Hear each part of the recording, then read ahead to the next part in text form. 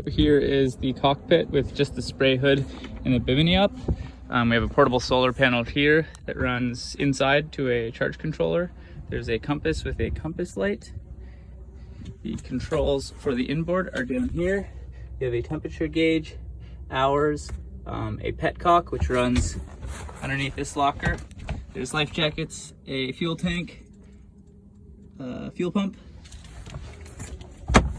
the choke and starting and ignition. On the back you have the shore power connection, a 9.9 long shaft Johnson that is mounted on the back there. This is the 6 horsepower Johnson, which is used for the outboard and the swim ladder. You have 2 backstays that combine above the bimini and around to the front. You have the spray hood. There is a small tear that was patched here, but I've been in the process of fixing the patch. And then you have the main sheets that run here and here with the rope jammers. And then you have, if you wanted to run your halyards back, you have a port and starboard rope jammers there. And then you have the companionway. The spray hood also rolls up. There's 2 zippers on the side, so you can roll this front out to get wind flow. Pockets on each side. Then you have 2 self-tailing winches with the Lumar winch handle, and the winches are Lumar as well. Jib sheets are a little old, but they still work pretty good. You also have cleats here. These are fairly old teak, but they still work. You also have teak cleats there. Same on the other side. I have some extra docking lines, and then a docking cleat there. Docking cleat there. These are also teak, but they work pretty well. There's ventilation for the blower here, although the blower is currently disconnected. There's also wiring for a additional mast light that I was using while the mast was down. And when you come below, you have the galley on both the port and starboard side. Here we have a sink, and this has a electric freshwater pump for fresh water, and then you also have these 2 which pump up water from the a through hull. You have the ice box here with some ice packs in there.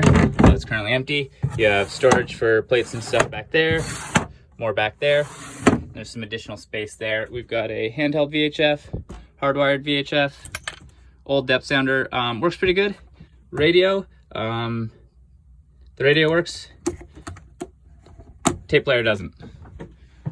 Additionally, we have the charge controller, binoculars, wine bottle holders.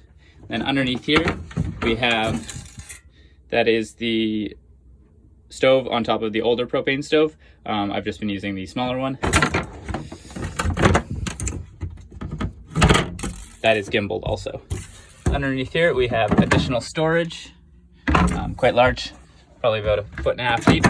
And you have more storage in there.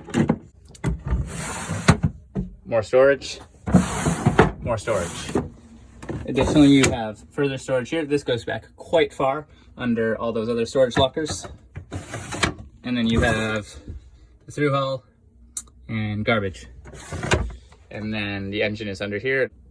So the cushions are in okay condition, although there is a small tear on the back of this one. It's not actually a tear, it's just the zipper has broken.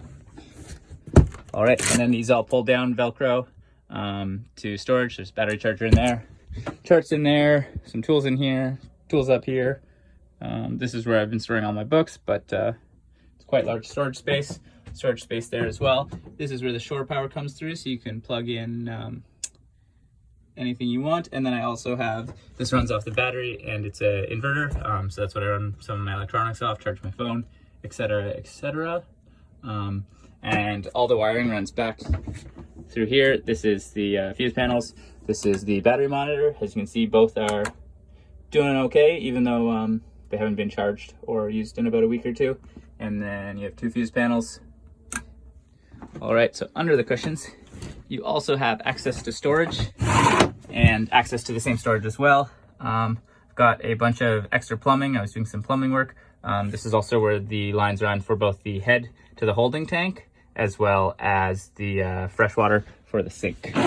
On this side, I have spare engine parts. There's gaskets in there. There's some extra fuel filters. There's rings for the pistons. Additional tool. So yeah, other than that, more storage back here. More storage back here. Hammocks, use that for fruit and vegetables.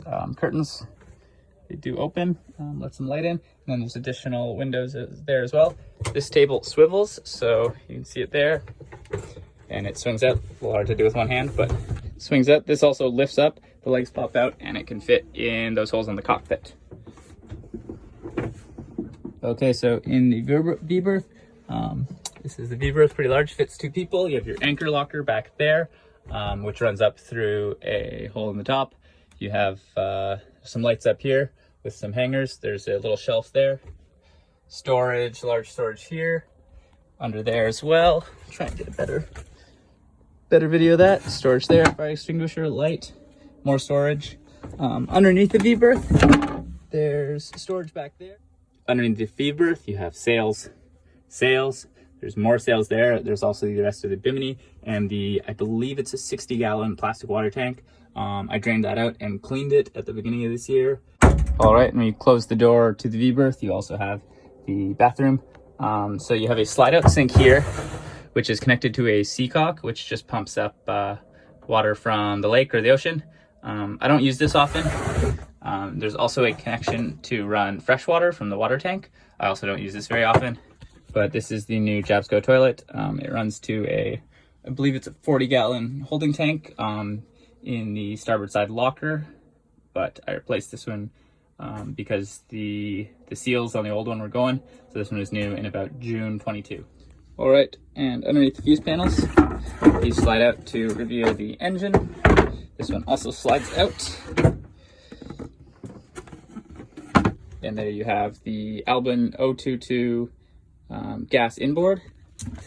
Carburetor is fairly easy to access here. I did a complete overhaul of the carb and cleaned it and put a new fuel filter on, new spark plugs, and this is also a new spark arrested alternator. The old one was starting to go on me and it wasn't marine grade, so this one is marine grade with spark arrested in case you're a little concerned about the fires having gasoline on the boat. And gas runs from underneath the locker there. There is a large space back here where you can access the prop stuffing, etc. The rest of the exhaust, as you can see there, it's mounted and goes out to the back. Furthermore, this flooring lifts completely off. As you can see, there's a bunch of holes for screws. I have most of them out now so that I can work on the engine if I want to, but it pops out pretty easily. And there is a hand crank for this that I've never used, but who knows, it might come in handy. Then you also have the hoses for the bilge pump, etc. So cooling water runs in through from outside of the hull here, right up into here. There's a brass impeller with a grease fitting. Cooling runs up through here. There's the thermostat in here. I just put a new one in this year. Spark plugs 1 and 2. The oil back there, the starter's back there, the alternator, and I also put 2 new belts on this year.